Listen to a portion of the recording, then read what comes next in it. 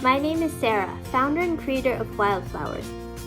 Wildflowers is a project that's very close to my heart, and it provides a one-of-a-kind learning experience through thoughtfully designed educational materials and unit studies that allows you to think outside the box and beyond a traditional curriculum. It creates passion and ignites a lifelong love of learning. I'm also a proud homeschool mom of 2.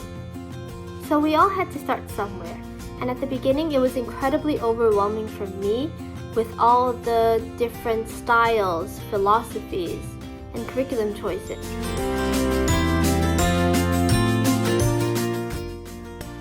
Well, we've come a long way since then, and we are now entering our 6th year homeschooling. We started back in 2018 when my kids were 5 and 2. So my eldest was just starting kindergarten, and my youngest was still a toddler.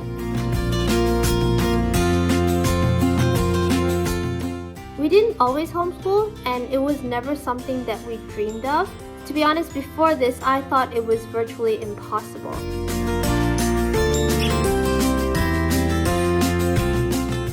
So our eldest was a little girl who grew up super spoiled, artistic, and extremely creative. And we actually settled on homeschooling after trying out all the top private preschools in our area. The first one was traditional and rigid, and all the kids were learning to read by the age of 2. Crazy, right? 2. I obviously didn't know any better at the time. I mean, growing up, I loved reading so much, but I can't remember when or how I learned to do it.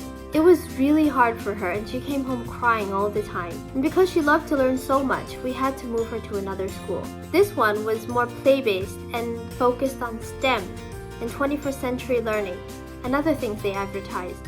But when it came time for parent-teacher conference, I was presented with her grades, and her results were mediocre. That wasn't really my main concern, but I was completely shocked when they graded her on creativity and gave her a 0.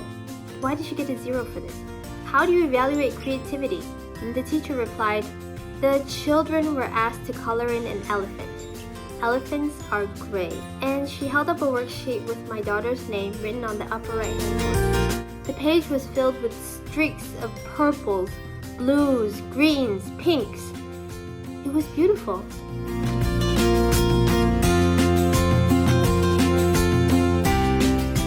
The next term, I withdrew her from that school, and we went international. It seemed great initially, and we were quite content for a year or 2. We even relocated from a double-story landed house to a tiny apartment that is just 10 minutes away from her school. But she started coming home with things like influenza A, B, hand-mouth foot disease. And so we decided to keep her home for a while because we still had a baby at home. We withdrew her the following semester. So at this point, you can imagine my frustration and confusion, and decided to take matters into my own hands. Why not? I had a pretty flexible schedule, and growing up, I really loved school and did pretty well academically. I'll homeschool her. When I proposed the idea to my husband, he was of course very supportive.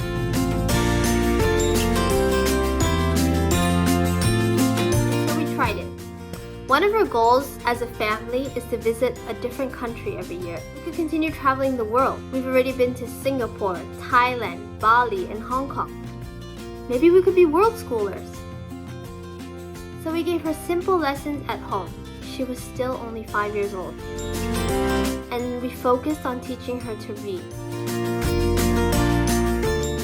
We did a lot of research, countless hours scrolling online.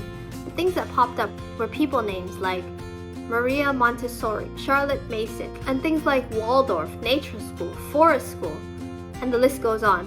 Well, I liked all of them. I didn't want to pick just one. I wanted to try everything. So we did, and it was great. It wasn't always easy, but we really enjoyed the experience. So we had our academic lessons at home, in cafes, our offices, grandparents' houses, and at all different hours of the day. In between, they had kinder music classes, piano lessons, and ballet once a week. Now everyone else was just saying, this is wrong, And how can you keep them at home? They're being deprived of a proper education. They're being limited. How will they make friends?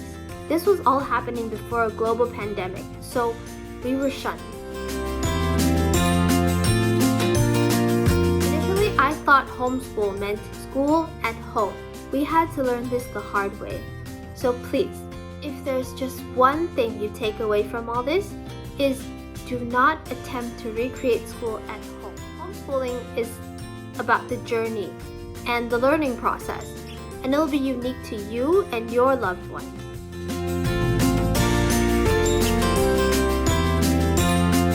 Well, now that we're stuck in an apartment, it's really easy to just send them outside to play when there are kids out. Oh, but what if you don't live in a community that has access to kids, right? So we do make the extra effort to organize play dates, birthday parties, extracurricular classes, and things like that. But when you really break it down, and I think many homeschool parents can vouch for me when I say this, socialization doesn't have to happen among peers. They're perfectly capable and comfortable with having a mature conversation with a grown adult. A lot of people tend to say, oh, your kids are so smart. Where do they go to school? And I love to reply by saying, they don't.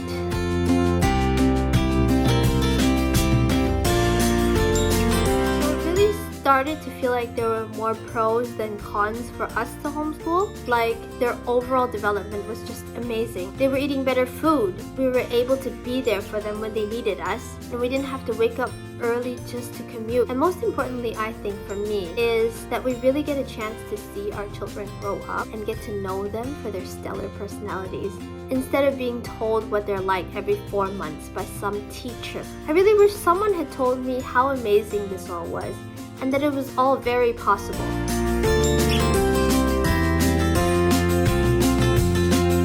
As the years went by, we started to develop our own unique style and resources. And with my background in business, art, and design, I started to write and create our own curriculum, and started selling art and nature-based unit studies.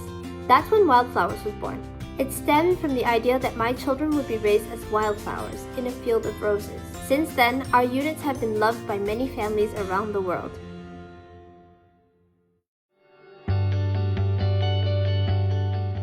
So now that you know a little bit more about me and my backstory, I would like to get started with the main topic of this video: how to start homeschooling.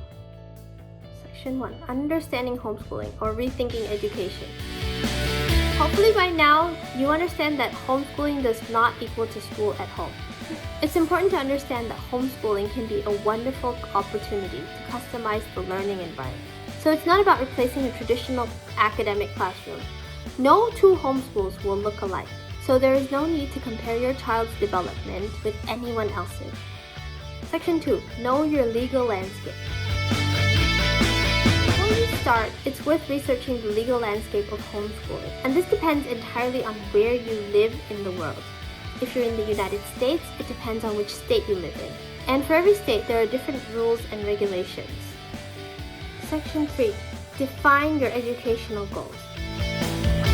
Once you've got that all sorted, you'll want to define your educational goals. You decide what you, personally, would like to achieve through homeschooling.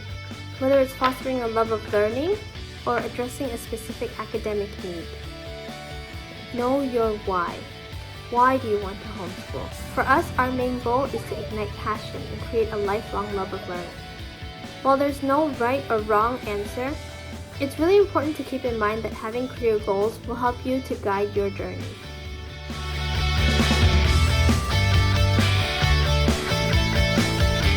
Take the time to write down your goals. The more specific, the better. For example, when I first started out, my daughter was only 5, but she could barely read. So naturally for us, during the first year, our main goal was getting her to learn how to read.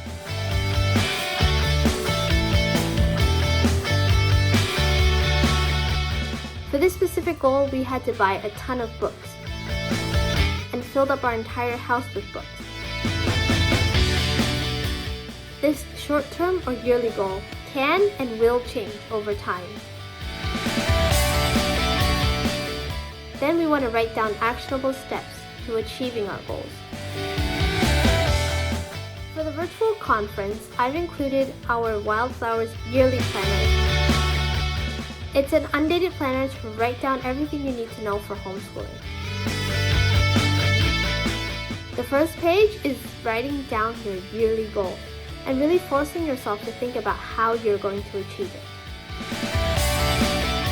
Section 4, Curriculum Choices. I know there are so many different curriculums to choose from, and this can be extremely overwhelming. We have a different curriculum for every subject, and over the years we've tried a lot. And it gets easier once you've defined your educational goals and planned the outline of what your homeschool will look like. Feel free to mix and match, or even create your own.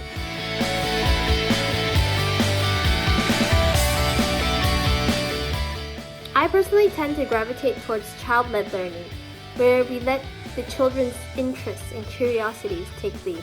When I asked my little 5-year-old what she wanted to learn about more than anything in the world, she told me insects. Of course, we proceeded to create an entire unit study. Our first one was honeybees.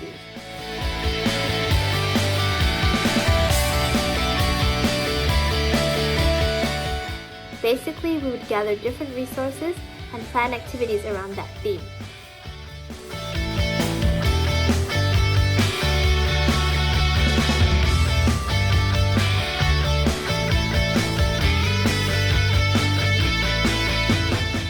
He has really inspired me to create many interest-led unit studies, and it has become the heart of our homeschool. Rhythms and routines. One of the best things about homeschooling is the flexibility. This means you're able to personalize a schedule that works best for you.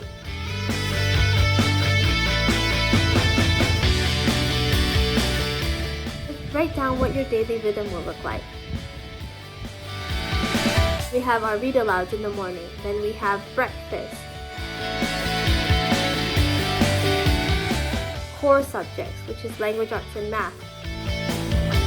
After lunch, we have a loop schedule, which means on Mondays we have piano, Tuesdays it's nature study, Wednesdays it's science, history and geography. And this will change and look different in every season of life.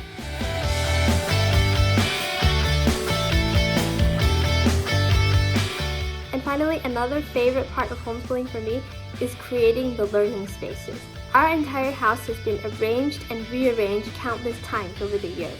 Homeschooling has really become our lifestyle, and as homeschool philosopher Miss Charlotte Mason said herself, education is an atmosphere, a discipline, a life.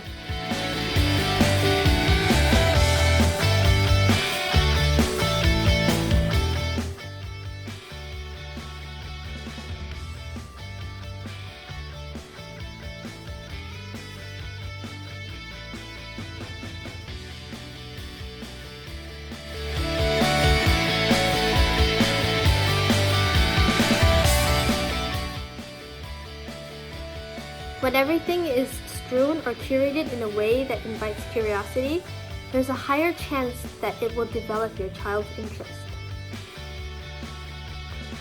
and sets the tone for the learning to take place.